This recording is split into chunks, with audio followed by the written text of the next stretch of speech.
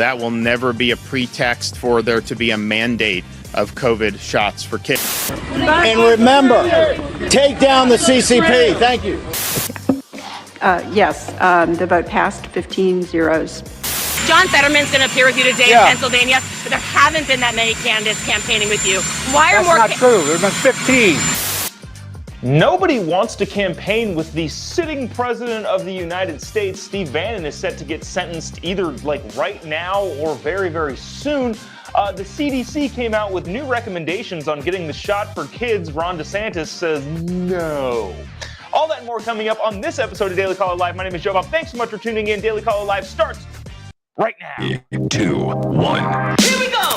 Might be the only brown guy on earth named Jobob. That is actually her name, Jobob. Live from the dingy bunker, completely cut off from the outside world, except for you fine folks. My name is Jobob. This is Daily Caller Live. Thanks so much for tuning in on today. It is Friday, October 21st, the year of our Lord 2022. Happy Friday, folks. Have a great weekend. Hopefully that, spend some time with your family.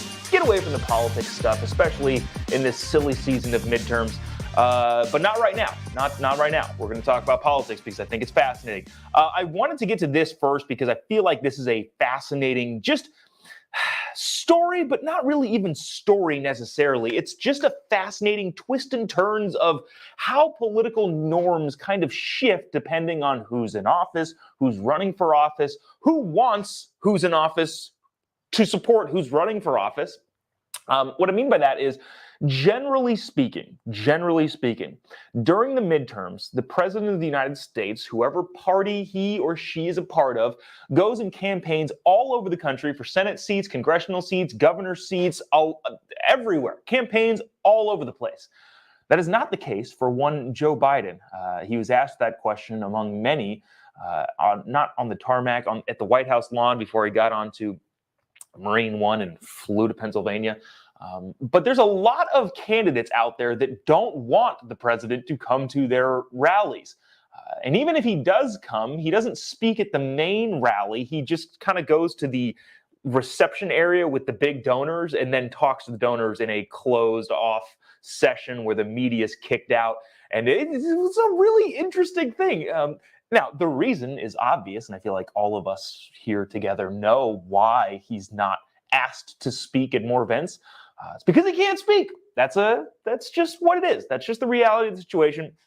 The president is not great at speaking in front of microphones, and the administration entirely holds their breath every time he does wander to a podium and says, oh my gosh, what is he going to say this time?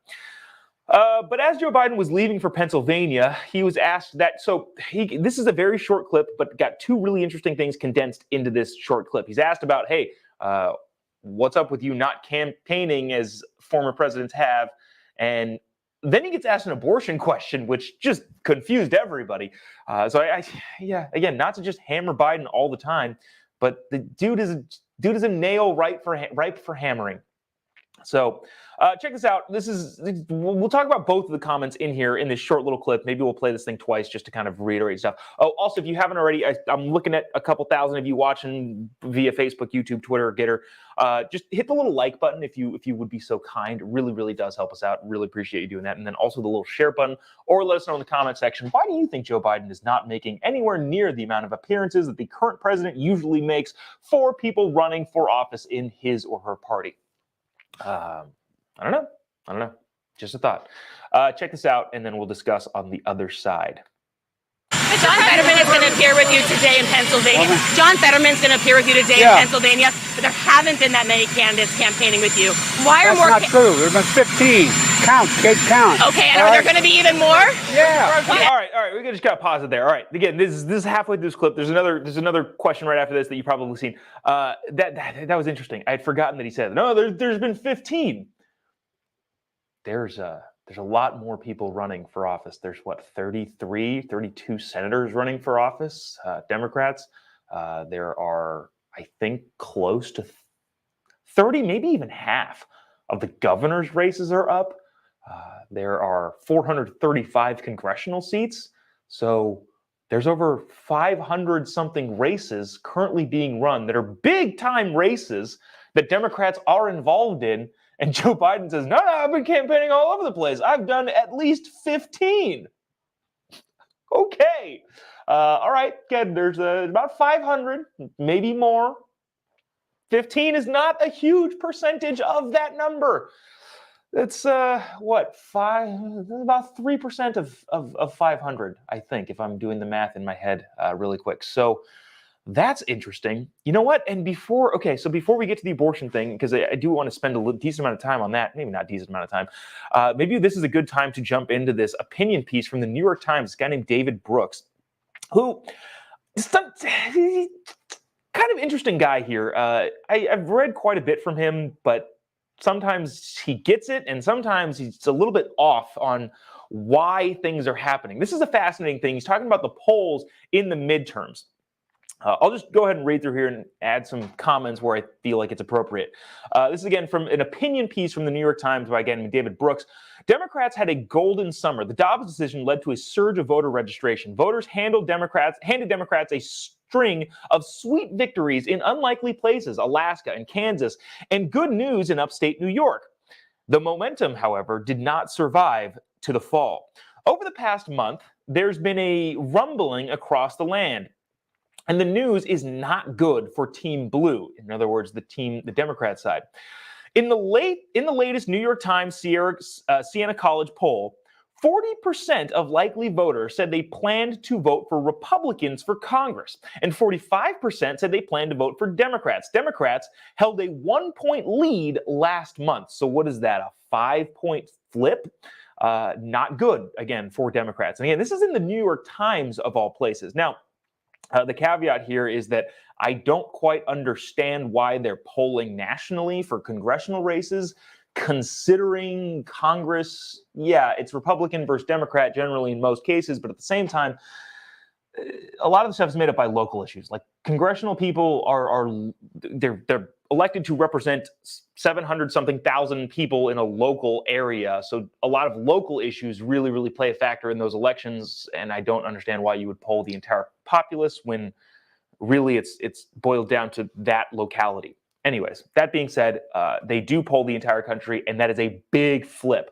Again, 49% said they're likely to vote for Republicans, 45% said they're likely to vote for Democrats, which is not good, especially because Democrats held a 1-point lead last month. The poll contains some eye-popping numbers. Democrats were counting on abortion rights to be a big issue, gaining them broad support among female voters. I don't understand that. First things first, no, it's not. Abortion is not a big issue when it comes to things. Maybe it is for you, but I'm just talking about the span of voters when it comes to polling. It's like 5th, 6th, 7th, 8th sometimes when it comes to things that voters actually care about. So that's not the case. And also, I think it's funny when they say, hopefully gaining them broad support among female voters. If you poll women in total, and this is what I think is hilarious, not hilarious, but it's interesting about this abortion rights thing. If you look at the numbers from a polling standpoint, right, people generally like to say, well, women should have the only say when it comes to abortion. Men should not get a right to say anything. Like, okay, so let's just play that hypothetical game. Let's take men entirely out of the abortion conversation. I don't think you should. I think men have a right to also voice their opinions. But let's just say hypothetically you do that. It still breaks out as pretty much even, 50-50 in terms of pro-life versus pro-choice among women. So I don't know why they would think that supporting abortion would have a bigger turnout among female voters, considering they're evenly split on the issue. And if it's a contentious issue, I would imagine both sides would show up in full force and it wouldn't be that big of a massive split on that issue. But that's beside the point, because in terms of what people care about, abortion is very, very low on the totem pole of issues. Continuing on, it doesn't seem to be working. Over the past month, I took my inhaler this morning, which is I have asthma and it's kind of bad in the fall season.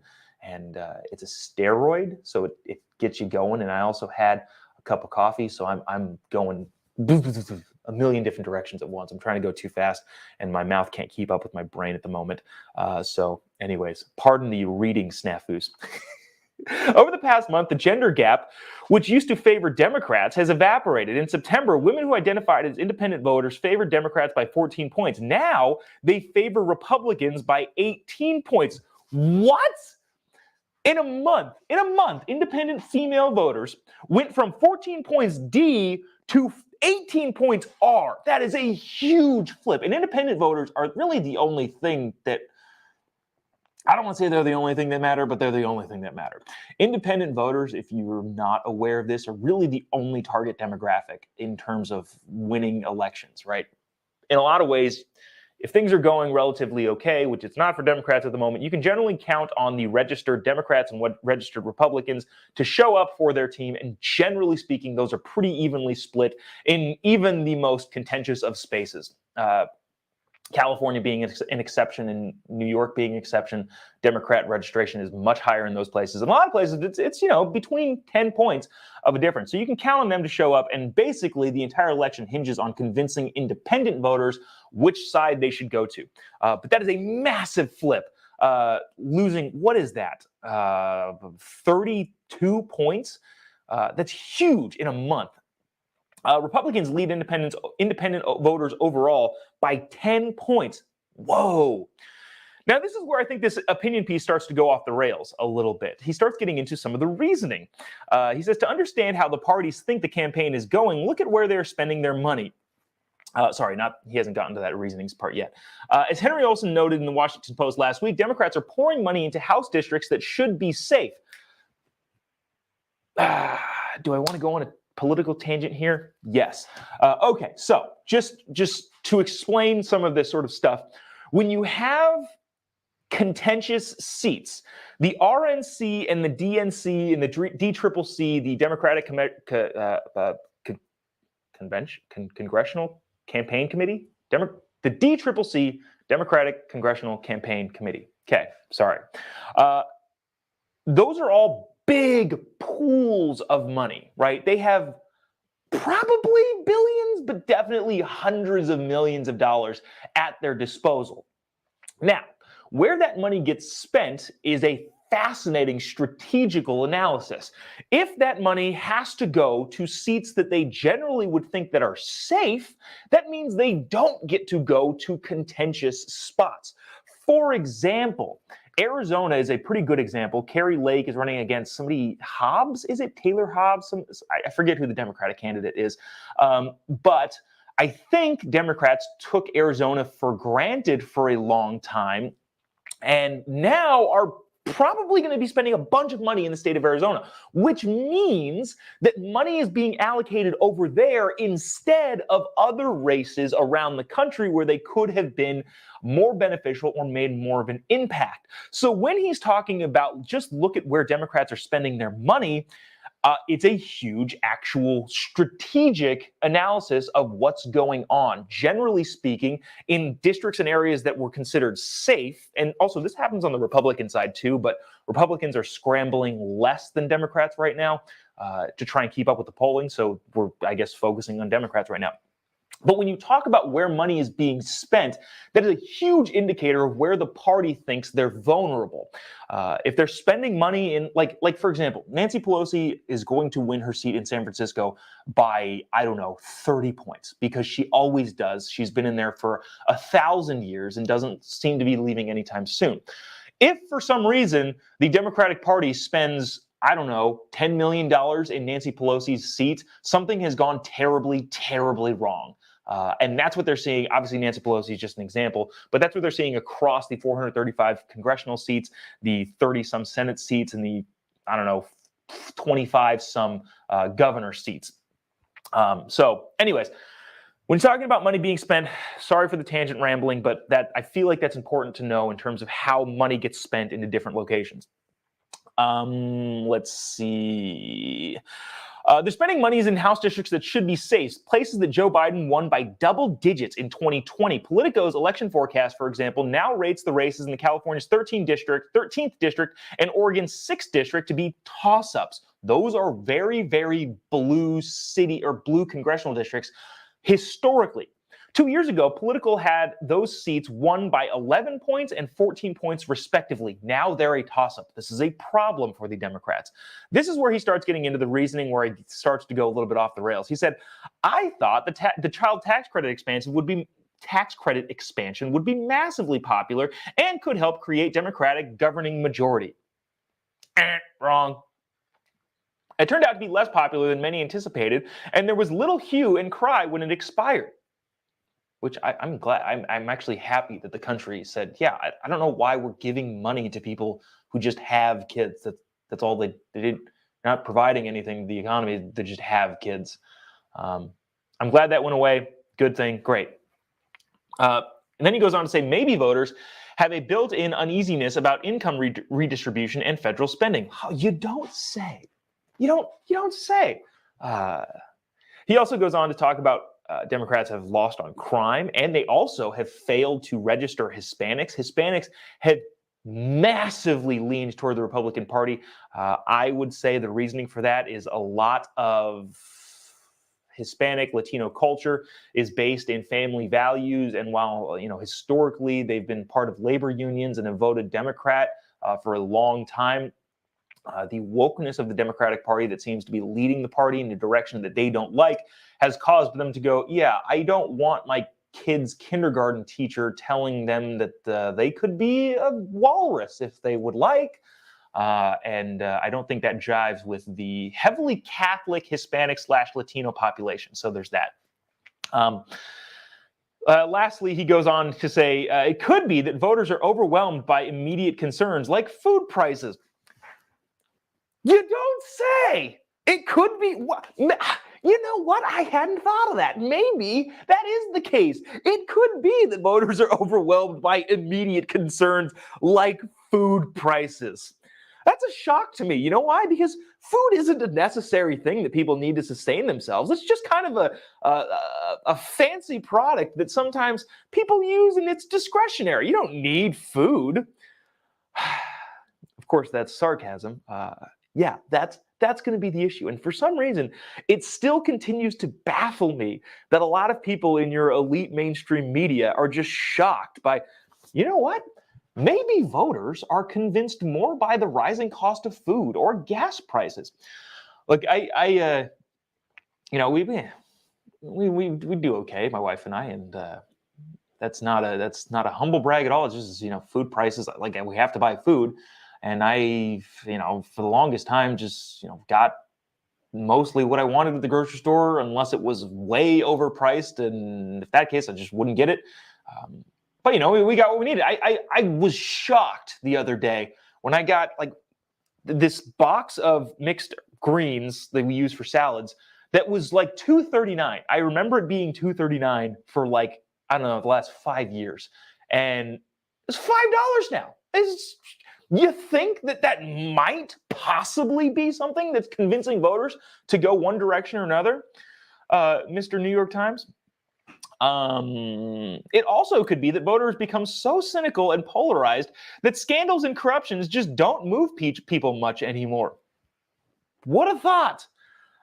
He then goes on to say, this year, Herschel Walker set some kind of record for most scandals in one political season. I do agree with him on that. Herschel has been a decent liability for Republicans across the country. But at the same time, he goes on to say he's still a competitive race in that senator's race against Raphael Warnock in Georgia. That's because Raphael Warnock is a very bad candidate. Herschel Walker is not the greatest candidate, but Raphael Warnock is also not a good candidate. And like we talked about a couple days ago, in the Georgia election, Brian Kemp, the current governor, running against Stacey Abrams, the current lunatic, is set to win by 10 to 12 points. And generally speaking, there's not a 10 to 12 point ticket split difference, meaning that if voters vote for Republican for governor, chances are 10% of those voters are not going to flip their ballot and vote for a Democrat for the Senate. It's all on the same ballot, obviously. So, generally speaking, historically speaking, there's a 5% split at most, if that. So that's why Herschel Walker is competitive. But I don't know. Just a fascinating thing. Probably spent more time on that than I originally intended to. Oh my gosh, because we haven't even played the abortion clip. Wow. Sorry, guys, we went off the rails here for a little bit, but there's still quite a few watching, so I appreciate you doing that. Okay, so, oh, wow. Ryan says, me and my wife went from $200 a month to $500 a month in groceries. Yeah, dude. Yeah, that's the problem. You think? All right. Let me continue going. Oh, Katie Hobbs is the person running for governor in Arizona. So there's that. Any more on here that I think would be interesting? D says, it's a damn shame we have to weigh eating or getting medicine. Yeah, not really a joke. I don't know why I laughed, but there's that. Anyways, I want to play this clip about Joe Biden talking about abortion. This is the confusion clip of the day that's been making its way around the internet. So check this out. Also, if you haven't already, would appreciate you clicking the little like button down here, down in this corner, or the little share button and the little share button. We'd really appreciate you doing those. So especially if you're watching on Facebook. Anyways, watch this clip of Joe Biden continuing on about abortion. Should there be any restrictions on abortion at all? Any restrictions on abortion at all? Yes, there should be. What should they be? And Roe v. Wade. Read it, man. You'll get educated. No, I'm not asking. Okay.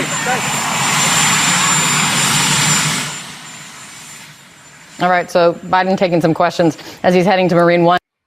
Okay, so a reporter asked if he couldn't hear it. The reporter asked, hey, should there be any restrictions on abortion? And Joe Biden said, yeah, absolutely.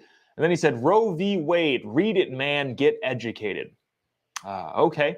Now, if I were being super charitable, I would say that maybe Roe v. Wade said a fetus is abortable up until its viability, which that's huge contention there. But maybe he was saying that that's where the restriction lies in Roe v. Wade, which is not the case in so many different states. So I don't. If I were being charitable, that's what I would say he's thinking, but I'm not, because I don't think that's what he was thinking.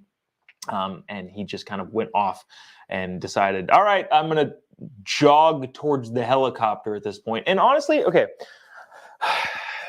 when Joe Biden jogs, what do we think about that? In the comment section, I'd be very curious to hear what you guys think about Joe Biden jogging. I am not a fan of that. I get what he's trying to do, considering the biggest knock on him is that, he's 1,000 years old and not mentally capable. I think he's trying to prove that he is physically capable. Look, Joe, I don't know that you jogging spins it in the direction that I think you might think.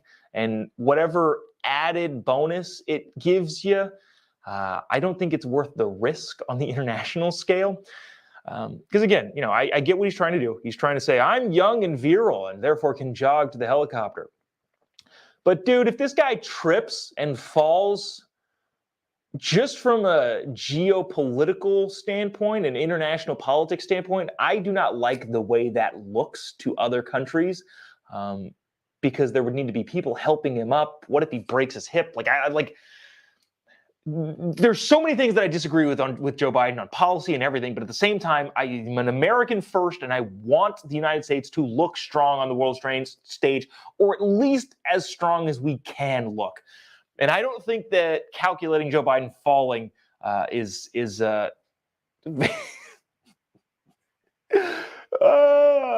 So now I got to break some comments. William says, obviously, we'll start taking bets on when he falls down. LOL. That's funny. Daniel says, I think he runs from reporters. Yeah, also funny. Darlene says, I'll laugh my ass off when he falls on his face. It'll be funny. You're right. It will be funny. But I don't like the way that Xi Jinping will look at our president falling on his face and potentially breaking his hip. I don't like that. So there's that. Wow, there are more. Yeah, Karen says he fell off his bike, so jogging is next. And then Monica says, if he trips and falls, he's already fallen down the stairs, bikes, etc. Yeah, and I'm thankful that he didn't, break anything while doing that. But you're right, he has fallen before. I just like here if he's jogging towards the helicopter, and especially on grass too. Like you never know where there's going to be like little divots or mole holes, and he just eats it. I just don't think that's good for the country, especially if he like breaks his wrist and is walking around with a wrist cast. Like how bad does that look? Anyways.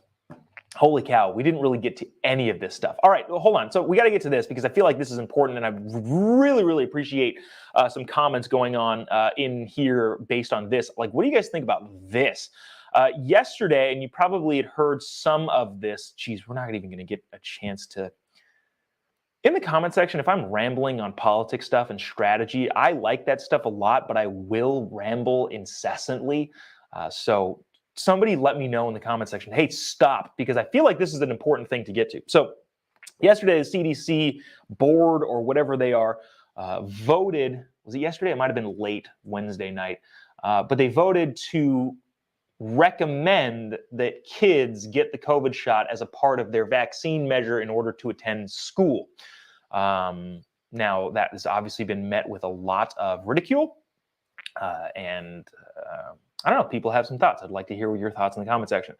But what I thought was interesting, too, is that the medical decisions being made by the CDC are being made still via Zoom because these weirdos are still afraid to meet with each other in person.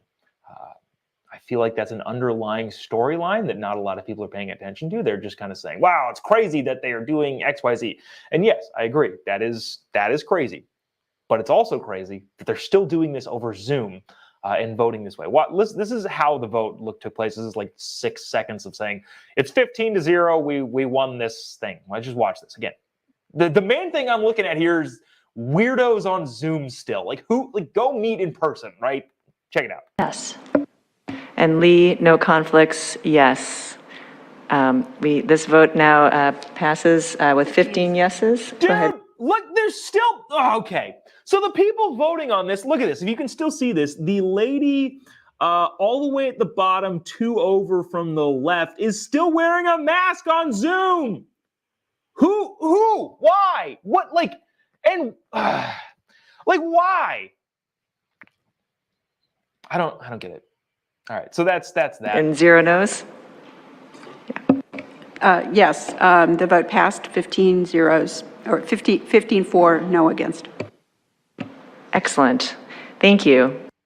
All right. So that's that. That's what they recommended. I would almost be willing to bet that there are, well, for statistical purposes, I think when the vaccine became eligible for kids, I think like 85% of parents didn't get it for their kids. It might have been closer to 90%. Basically, when it became available, the overwhelming majority of parents, and I'm not saying this is right or wrong, I know what I would do, but the overwhelming majority of parents said, nah, my kid doesn't need that. And that was their decision. And guess what? The majority of the kids are fine.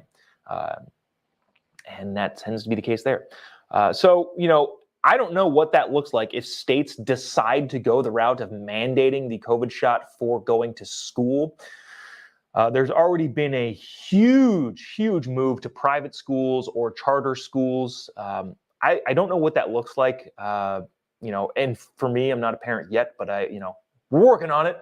But when we do have a kid, we're paying all this property tax, and the property tax is generally the thing that funds schools.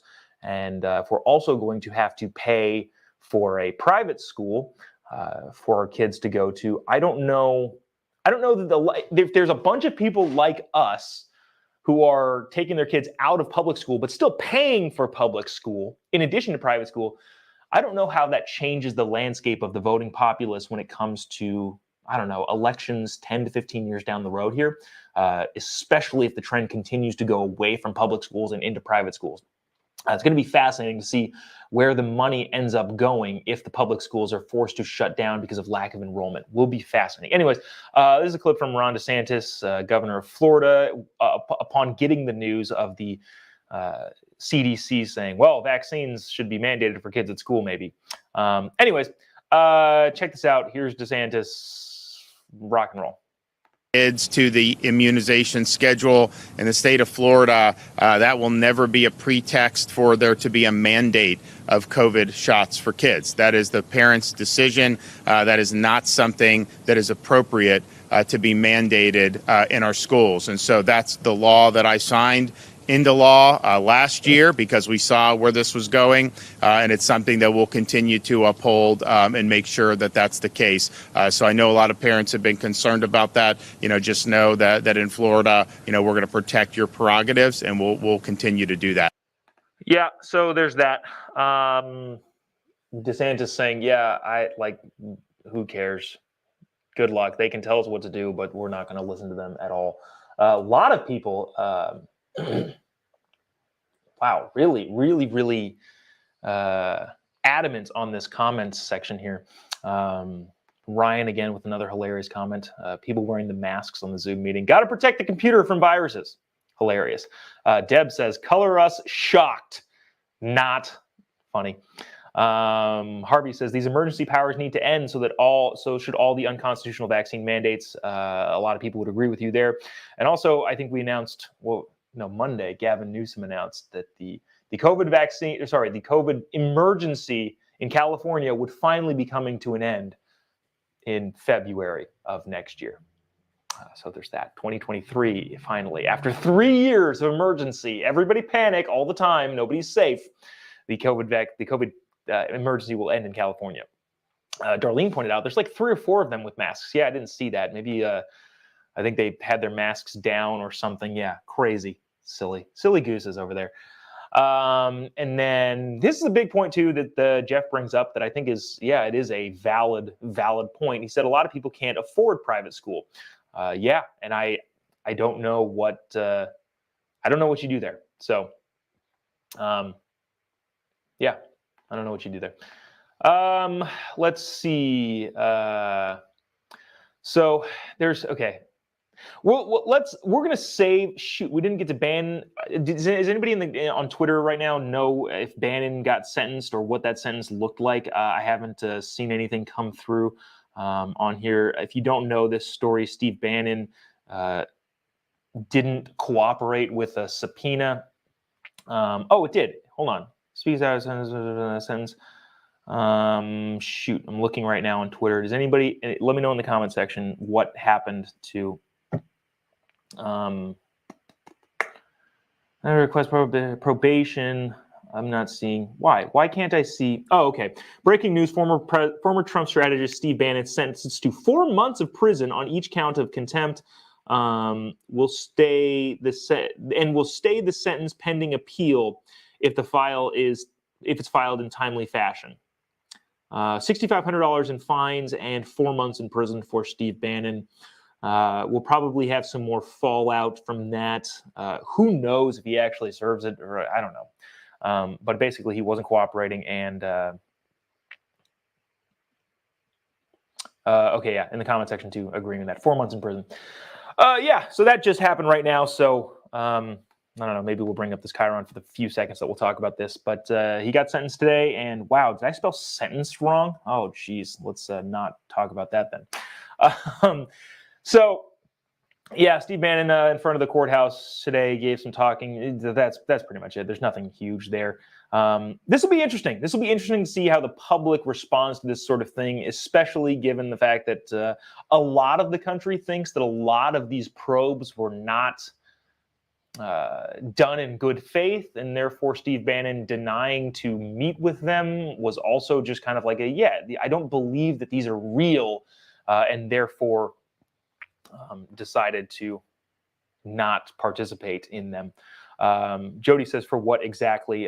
Good question. Let me pull up specifically. Steve Bannon, scheduled to be sentenced, yada, yada, yada, yada.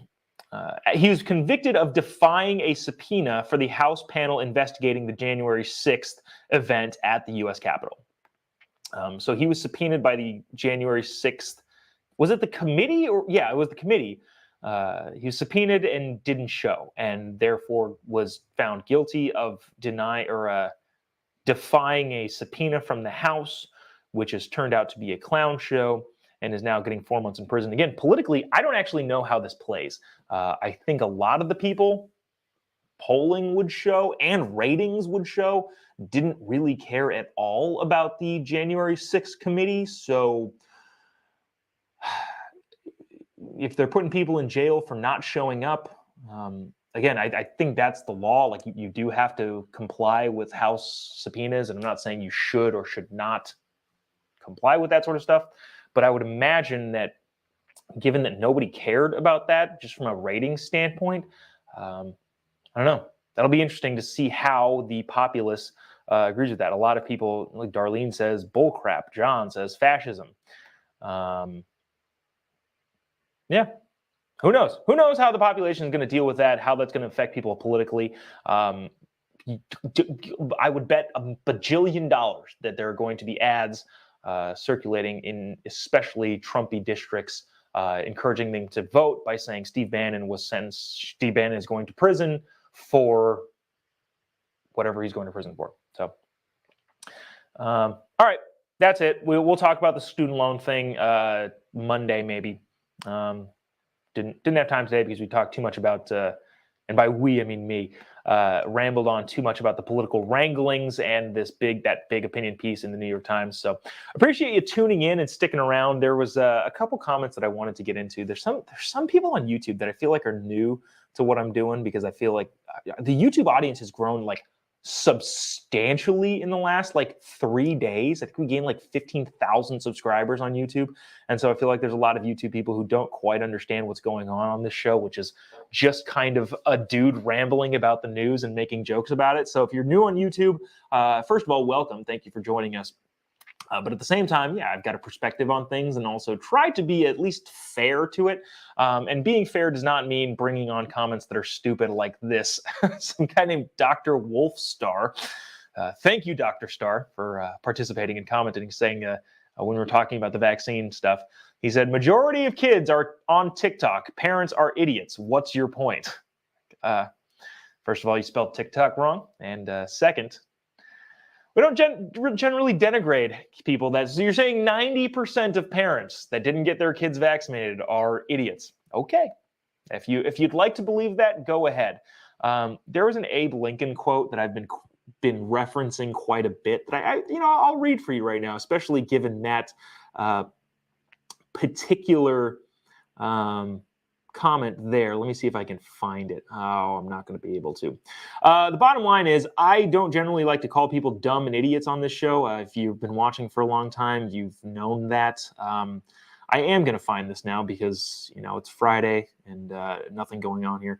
But there's a great Abe Lincoln quote that I've been referencing quite often now because I feel like this sort of political environment deserves this sort of thing and also needs this sort of thing. Abe Lincoln once said, if you think you can slander a woman into loving you or slander a man into voting for you, you try it until you're satisfied. Basically meaning, hey, call somebody an idiot enough times, they're not going to sway to your side. I love that quote from Abraham Lincoln. So we don't call people idiots here, but at the same time, some of the comments here. At the same time, we welcome all sorts of opinions here, and if they're valid, we'll bring them on the screen. If they're just trollery, we're not going to. Anyways, that's going to do it for us. Thank you for tuning in today. If you haven't already, give me a follow on any of your social media platforms. My wife and I did a podcast yesterday on the what was it? The props in California, and it was kind of an interesting look into how, I don't know, an average married couple talks about things. I think we're an average married couple. I think we didn't know a lot about the props in our area. So I don't know, maybe some good insight there. You can rewatch that on Facebook or YouTube, or we'll put it up on the podcast stuff soon. But also, yeah, just type in JOBOB on pretty much any platform. You can find me. Twitter, Gitter, Instagram, YouTube, Facebook, all of those. You can follow me there. Let's see. Anything else? Oh, for those of you, for the very small few of you who are probably watching from South Dakota, if any, the Wednesday show in South Dakota got postponed. We'll keep you up to date on that. So we will not be in South Dakota on Wednesday next week. That will be probably pushed into somewhere into January or February. But appreciate all of you that would have shown up to that, because we like doing fun in-person things. That being said, we're doing a small tour in Kentucky in the middle of next month. So if you're watching from Kentucky, I believe Lexington area, and I don't really know where else. Anyways, we'll be in Kentucky in the middle of next month. I'll bring you more information on that when it comes. That's it. Hey, have a great weekend. We'll see you Monday morning, same time, same place. God bless America.